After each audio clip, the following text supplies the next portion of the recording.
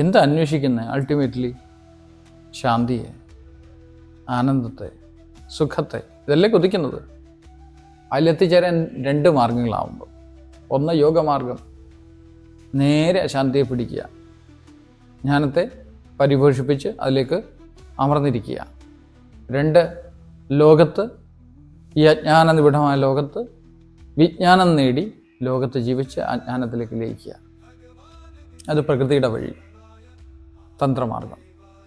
ഒന്ന് യോഗമാർഗം, ഒന്ന് തന്ത്രമാർഗം. അഘോരതന്ത്രത്തിൽ 2ഉം സംയോജിക്കുന്നു. ശിവനെയും ശക്തിയും ഒരുമിച്ചാണ് ഉപാസിക്കുന്നത്. ശിവനായിരുന്ന ശക്തിയും ശക്തിയായിരുന്ന ശിവനെയും ഉപാസിക്കുക.